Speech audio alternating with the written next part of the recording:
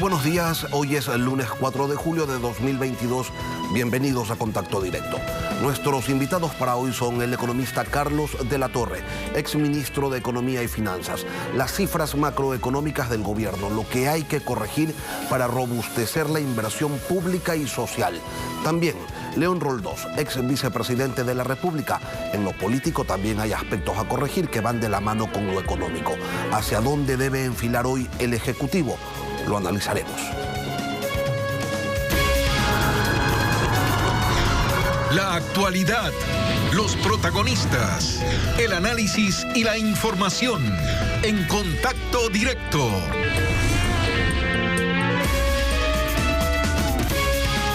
Para hoy está prevista la audiencia de juicio en contra de Leonidas Issa, presidente de la CONAIE, a quien se lo acusa del presunto delito de paralización de servicio público. Se trata del proceso que se inició cuando fue detenido durante las movilizaciones el 14 de junio pasado y luego liberado con medidas sustitutivas. La diligencia será a las 10:45 en una de las salas del complejo judicial de La Tacunga. El presidente Guillermo Lasso y el ministro del Interior, Patricio Carrillo, fueron citados como testigos. La CONAIE ha convocado a las bases indígenas a las 8 de la mañana para una vigilia en los exteriores del edificio. La jueza Paola Bedón estará a cargo de la causa. Según el Código Orgánico Integral Penal, este delito se sanciona con prisión de 1 a 3 años.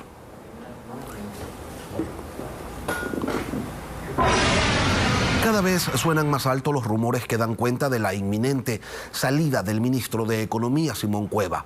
Pero más allá de los nombres, hay una suerte de consenso en que la economía nacional debe tomar otro rumbo y que el enfoque no radique en la reducción de la brecha fiscal, sino en la reactivación. Carlos de la Torre, ex ministro de Economía, nos acompaña esta mañana. Economista, buenos días y bienvenido a Contacto Directo. Muy buenos días, muchísimas gracias por esta invitación y un saludo a todos quienes nos acompañan. Economista, fue también una preocupación suya cuando era ministro la reducción del déficit fiscal, que en 2017 cerró en 6 puntos del PIB cuando se había proyectado en 4.6. Y reconoció en su momento que había un problema en los bajos niveles de reservas internacionales que cerraron en ese 2017 en 2.451 millones de dólares, cuando el año anterior habían sido de casi 2.000 millones más. El actual gobierno redujo el déficit a 2 puntos del PIB, tiene reservas por 8.000 millones. ¿Dónde es entonces que se debe corregir? Ya ver, evidentemente el tema fiscal es importante, pero no es determinante, y el nivel de reservas también debe mantenerse de tal forma de que pueda asegurar el pago de compromisos internacionales. Pero una cosa es tratar de reducir el déficit fiscal cuando usted tiene un crecimiento de la economía sostenido en niveles que están entre 3 y 4%. Usted tiene niveles de pobreza bastante menores a los actuales, tiene una economía que está funcionando, a tratar de reducir el déficit fiscal, como se dice popularmente, a hacha y machete, cuando está saliendo de la peor situación de la economía nacional, luego de un manejo complicado en el año 2019 y después con los efectos del COVID. Entonces son escenarios totalmente diferentes, las herramientas diferentes, y no podemos centrarnos en objetivos que son puramente contables en este momento. La reactivación de la economía tiene que venir por el lado del consumo, se lo he escuchado decir. ¿Cómo se estimula ese consumo, economista? Esto no es solo una apreciación que yo tengo, prácticamente que es un consenso, inclusive independiente de la visión política que se tenga. Si es que se logra impulsar el consumo en una etapa de las economías que es recesiva o que ha llegado a un abismo en términos de su situación, el consumo es el que activa luego la producción. ¿Por qué? Porque el empresario, si no vende, quiebra, y por el otro lado, si no vende, no puede contratar trabajadores. Entonces, desde el consumo se activa la producción, y la producción por su lado demanda más trabajo y impulsa el empleo, y con más empleo también esto proporciona más consumo a la economía, cerrándose un círculo virtuoso que también incide positivamente en las cuentas fiscales. ¿Por qué? Porque si hay más actividad económica hay más recaudación de impuestos. Primero el IVA, y las empresas que ya empiezan a obtener utilidades también pagan impuesto a la renta. Usted había señalado antes que un incremento de impuestos restringiría el consumo y que eso se vería reflejado en recaudaciones menores, pero hasta ahora eso no ha ocurrido, más bien por el contrario, se observa un incremento sostenido en la recaudación tributaria. ¿Por qué está pasando eso? Ya, el problema es la base de comparación. Evidentemente, si es que miramos cómo se está en relación a 2021 y a 2020, claro que hay un incremento en la recaudación de impuestos. ¿Por qué? Porque esos años fueron años bastante complicados donde la economía se contrajo. Ahora tengamos en cuenta que también hay un factor en términos de la dinámica de largo plazo. Si nosotros comparamos con años anteriores la recaudación de impuestos en términos de la población que existía ese momento, en términos de otras variables, si bien las cifras absolutas ahora pueden ser mayores, pero están reflejando una situación que es más complicada en términos de la caja fiscal por todas estas otras variables y también en términos del tamaño de la economía y de su población.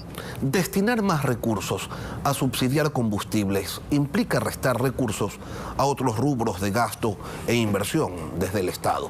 ¿Cuáles son esos sectores en donde se debería aplicar el recorte o no es necesario aplicar recortes para subsidiar combustibles, economista?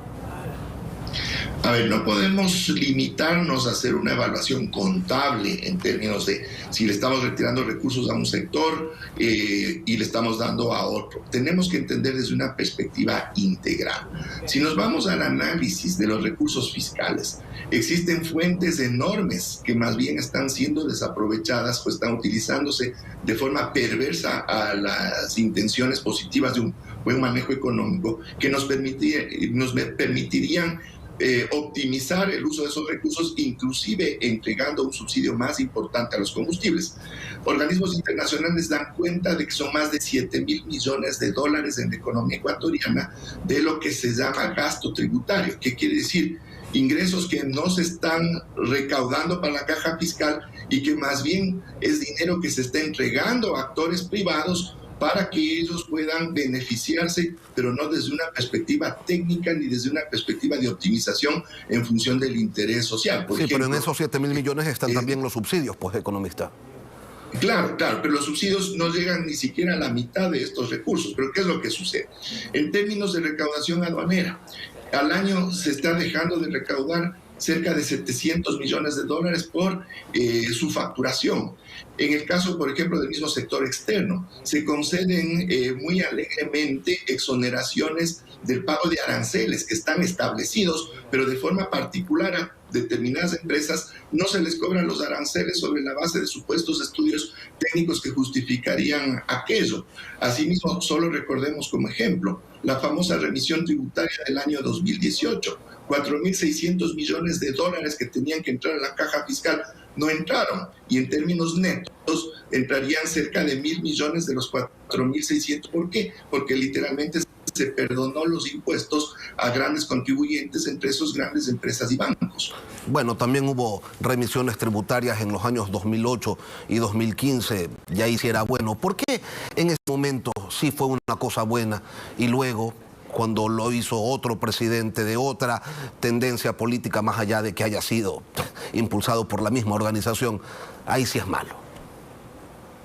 Bueno, una cosa es aplicar una revisión tributaria cuando usted tiene una dinámica económica importante, porque el instrumento no es bueno ni malo, es cuando se lo aplica. Pero ¿qué sucede cuando ya empieza la economía a presentar problemas? Se da un giro en términos de que se empieza a restringir precisamente el consumo y ya hay problemas en la caja fiscal y se produce la revisión tributaria. Eso es lo que sucedió en 2018, si es que comparamos con lo que se hizo en años anteriores, cuando las circunstancias, las condiciones y los objetivos de la remisión eran otros. Los subsidios a los combustibles, y en esto también hay un consenso economista, desde una perspectiva económica fiscal no son precisamente una buena idea, porque son el subsidio más caro. Socialmente beneficia directamente a los más ricos y ambientalmente es dañino. ¿Cómo salir de ellos, economistas, sin generar inestabilidad y un clima de conflicto en la sociedad? A ver, los subsidios no son ni buenos ni malos. Solo le pongo como ejemplo, en Estados Unidos, en algunos países del norte de Europa, en el Japón, en Canadá, se subsidia de forma muy importante en general a la energía. ¿Por qué? Porque es un factor fundamental en términos de la producción. Y en los grandes países del mundo se subsidia desde otras aristas, en general, a la agricultura, a la producción de alimentos, precisamente para poder garantizar la seguridad alimentaria de esos países. En el caso ecuatoriano, si vamos a poner en paralelo, no existen ayudas importantes a estos sectores, pero un subsidio a los combustibles a través de una fórmula de focalización, que es lo que no se ha aplicado hasta este momento, podría ser muy efectiva en términos de impulsar este tipo de objetivos, como le digo, la seguridad alimentaria de los países, poder garantizar a la población campesina, que es importantísima en nuestro país, condiciones dignas de vida, en términos de que los costos de transporte son muy importantes en términos de los ingresos que tienen por su producción y en general de la vida cotidiana de estas personas. Y a su criterio, economista, ¿por qué no se da esta focalización, que es direccionar el subsidio hacia quienes más lo necesitan y no al que más carros tiene o al que el que tiene el vehículo más grande? No se lo ejecuta, no se lo hizo antes, no se lo ha hecho ahora. ¿Por qué esa decisión, esa voluntad política no se ejecuta? Le comento, hace más de 4 años, cuando estuve hecho cargo de la cartera de Economía y Finanzas, ya se estuvo trabajando en la focalización del subsidio al diésel principalmente. Pero, desgraciadamente, existen otros intereses que son los que están detrás justamente de este proceso de incremento de los precios de los combustibles y de la eliminación de su subsidio. Antes de entregarle el negocio de la producción de derivados de petróleo en el Ecuador y de su importación a actores privados, que para que ellos puedan tener una utilidad que no la tiene Petroecuador, para eso los precios de los combustibles deberían venderse aquí en el Ecuador a niveles internacionales. El problema parecería no estar en la reducción del subsidio, economista, sino en que ese dinero no se lo destine al gasto social, a quienes más lo necesitan. Al día de hoy, ¿cuánto tiene el gobierno para inyectar en la economía? ¿Dónde está esa liquidez que se requiere para atender a los que menos tienen? Bueno, si me pregunta dónde, primero hay una acumulación excesiva de reservas internacionales. Si bien van a indicar que no todos son recursos del gobierno, efectivamente es así, pero buena parte de esas reservas internacionales están en este mismo momento conformadas con el excedente del petróleo. ¿Por qué? Porque la misma ley obliga a que por cada dólar adicional del precio del petróleo que está presupuestado, estos recursos vayan a un fondo de estabilización que desgraciadamente su prioridad no es atender las necesidades sociales. Entonces solo ahí ya tenemos una fuente importante de recursos que podrían destinarse al gasto social. Lo mismo, son 900 millones al año que dispondrá adicionales la caja fiscal en virtud del impuesto que allá no es a la renta, sino es un impuesto a los ingresos que se está aplicando a la clase media desde este año y que ya conocemos cómo fue lo tortuosa que fue la situación que derivó en su aprobación. Solo ahí ya dispondríamos de suficientes recursos para poder atender de forma adecuada ese gasto social que desgraciadamente ha sido restringido, inclusive en el mismo presupuesto general del Estado actual, que le ha reducido recursos a la salud y a la educación. El programa con el Fondo Monetario Internacional ha terminado. Ya no nos van a prestar más dinero porque no tenemos más cupo. Están, sin embargo, los mercados de capitales, pero el riesgo país es tan alto que los intereses que nos cobrarían serían una locura. ¿De dónde más se puede obtener dinero, economista, para implementar un plan de inversiones sociales sostenido? Porque usted dice las reservas internacionales, pero bueno, eso se acaba, ¿no? Sí, a ver, el financiamiento internacional no solo depende de los recursos de los multilaterales, del Fondo Monetario, y como usted bien ha dicho, bueno, el riesgo país nos está dificultando el acceso en términos razonables en cuanto a los costos financieros. Sí se podría acceder, pero con tasas de interés más elevadas. Pero ¿qué tiene que hacerse para poder acceder a estos recursos de forma adecuada? Primero tiene que haber un programa económico consistente y viable, que a nivel internacional pueda verse que sí va a generar resultados y va a permitir que las cuentas fiscales se mantengan relativamente ordenadas. Solo le pongo un ejemplo.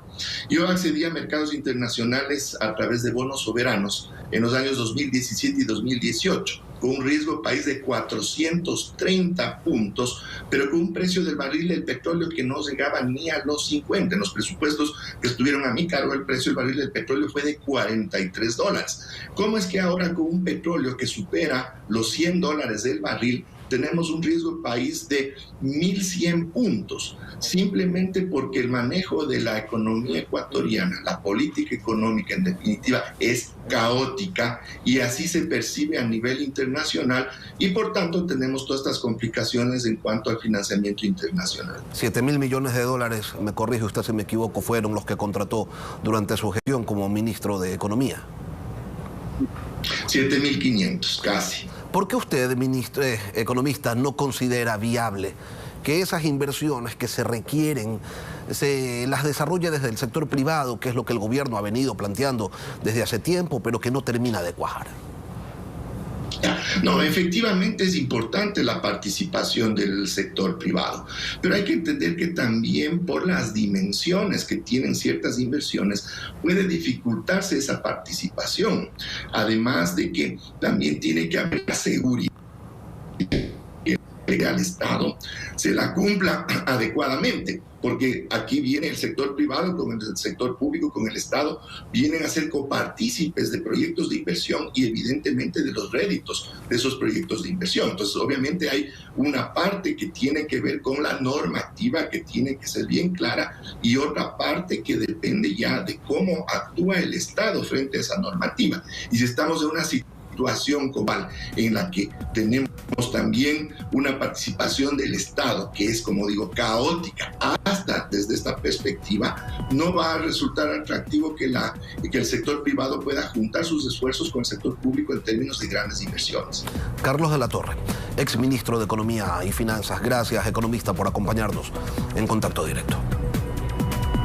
Muchísimas gracias y como siempre a las órdenes. Muchísimas gracias a usted. Al volver, León Roldós, ex vicepresidente de la República. Hay decisiones políticas que también requieren de un golpe de timón por parte del gobierno. ¿Cuáles? Ya lo vamos a analizar al volver.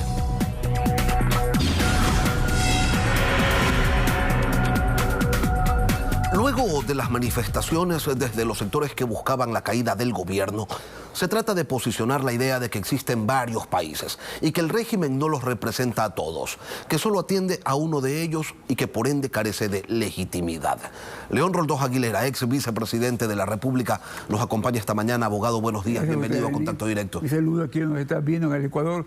Regreso a algún tiempo a la pantalla, por algún tiempo, por lo menos un año y medio. Y es un gusto tenerlo aquí en estos estudios, abogado. El presidente de la República, el 26 de abril de este año, en su cuenta de Twitter señaló que la macroeconomía está bien, pero que le preocupa más la economía de las familias ecuatorianas. Por eso, decía el presidente, debemos generar empleo y la mejor forma es atrayendo inversiones y generando oportunidades. Y el pasado jueves indicó además lo siguiente, escuchémoslo. Vamos a hacer del campo y de la ruralidad prioridad nacional. Le pondremos fin al abandono que ha sufrido por parte del Estado desde hace más de 40 años. El gobierno cometió el error de apuntar a un solo objetivo, la macroeconomía, sin entender que el ejercicio del poder debe ser multidimensional, más aún porque la gente no come brechas fiscales cortas ni balances ordenados. ¿Cómo se corrige esto, abogado? En primer lugar, sincerando todo, este es el país de la ficción.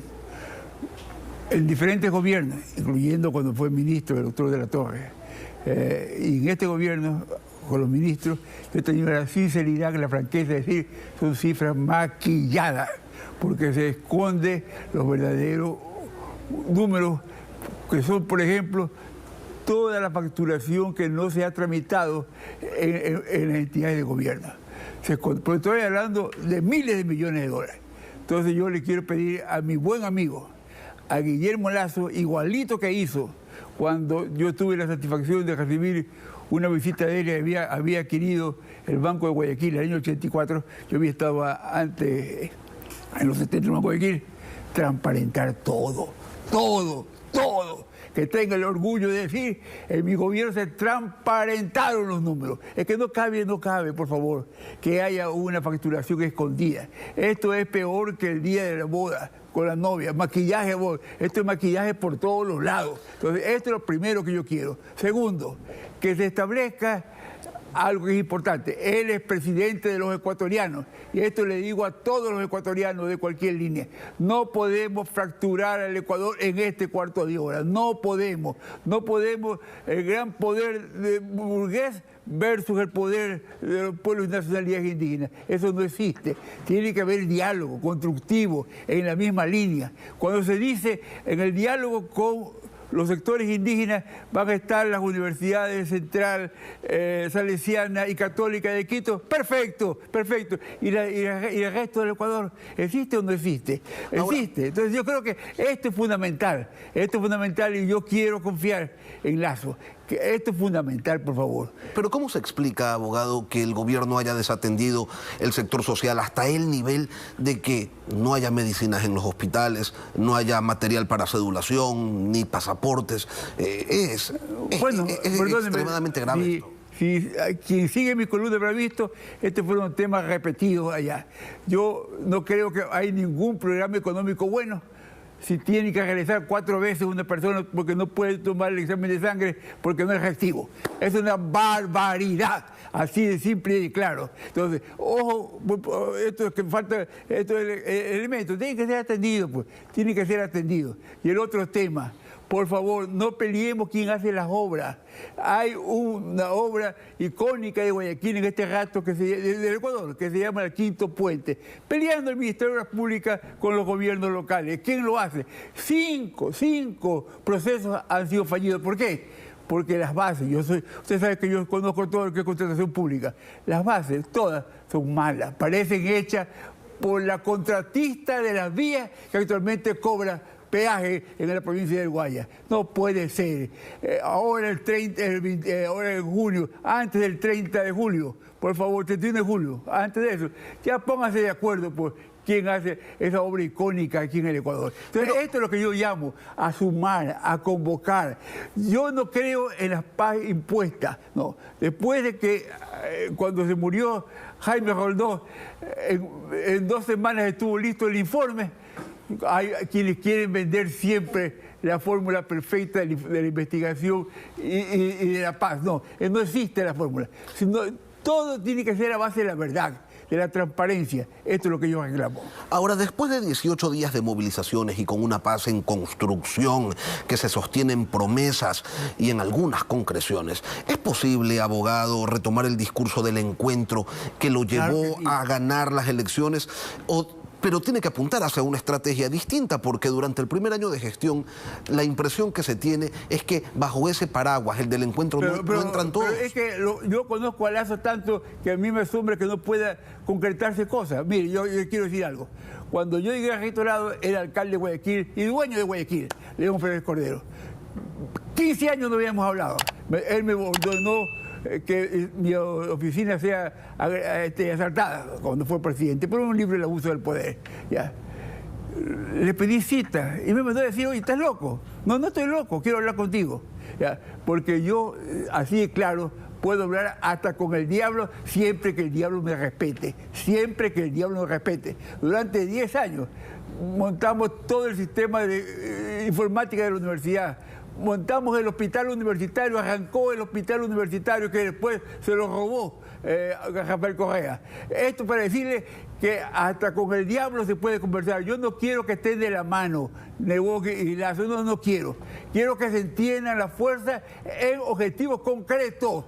Puede ser que ni siquiera saluden. Esto es lo que yo quiero convocar, esta unidad, el entendimiento real, con todos los sectores, también con los pueblos indígenas. Pero ¿qué características deben tener esas agendas, abogado, para construirlas y aplicarlas de manera efectiva y que no queden simplemente primero, en palabrería? La verdad. Segundo, yo acabo de escuchar toda una historia. Yo respeto mucho al ministro Torres, pero yo quiero decirle algo. La economía se llama flujo. Yo conozco algunas propuestas muy interesantes de la CFN para dar flujo a la economía. ¿Jugando qué? Jugando operaciones, jugando garantías, jugando a afectaciones. Es decir, hay instrumentos financieros, pero si alguien es libresco o si alguien se queda en la teoría, nunca va a encontrar soluciones, nunca va a encontrar soluciones. La aceptación del gobierno a la agenda de la CONAIE, y esto es triste, no va a solucionar ni de lejos los problemas profundos que tiene el país. Con esas 10 exigencias, la ruralidad no va a salir de la pobreza, ni la clase media va a tomar el impulso que requiere. Entonces, las correcciones se las hace ¿con quién, abogado? Hay que mensurar correcciones. Por ejemplo, mire, la estructura agrícola de la sierra es muy diferente a la de la costa.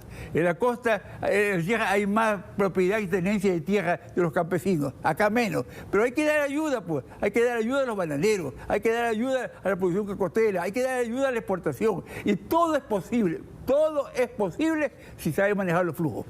Y es posible. Y hay gente que tiene capacidad para hacerlo. Pero es posible con una asamblea que está conspirando a tiempo completo. Dijo una frase, Lazo, en la que estoy de acuerdo. Puedo gobernar sin la asamblea en lo cotidiano. Si quiero hacer la gran reforma política, no pasaré a la esquina. ¿Ok? ¿Urge un cambio de gabinete? Urge un cambio de mentalidad, de actores que tengan formación teórica, pero sobre todo tomen decisiones y sean honestos. Con la honestidad puede llegar a cualquier parte. Honesto y transparente. Qué lindo sería, aquí no hay ninguna cifra oculta que nos diga el presidente Lazo después de un año. Qué lindo sería que después de 60 días digan los amarré a lo del Seguro Social. Y en este rato el seguro funciona. Imagínense, el seguro no funciona porque están peleados los vocales. No me joroben, por favor. Iba a decir una mala palabra. No me joroben. Pero ahí se debería pues sentir la mano del Ejecutivo. Exactamente, pero con ética, con fuerza. Yo me enfrenté a la universidad a un sector que usted lo conoce. Al sector, ya había muerto Carlos Alvarado Lor, pero estaba la señora de Alvarado. Y otros sectores de la universidad.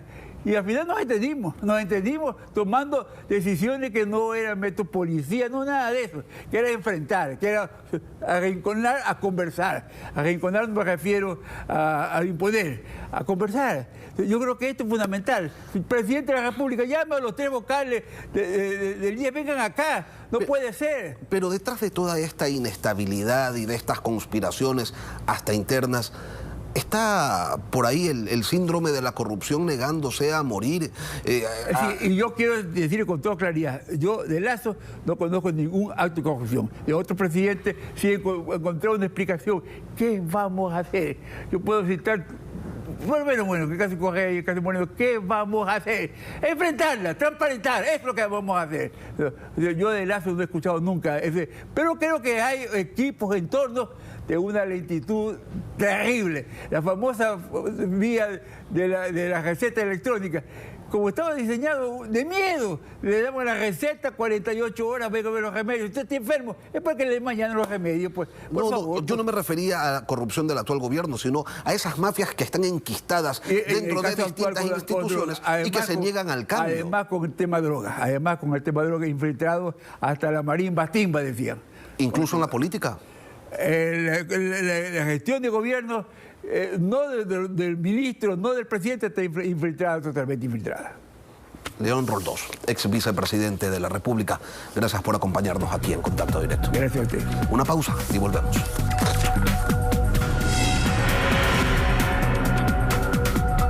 Aquí termina Contacto Directo, pero las noticias continúan en Televistazo en la comunidad. Nos volvemos a encontrar el día de mañana. Hasta entonces.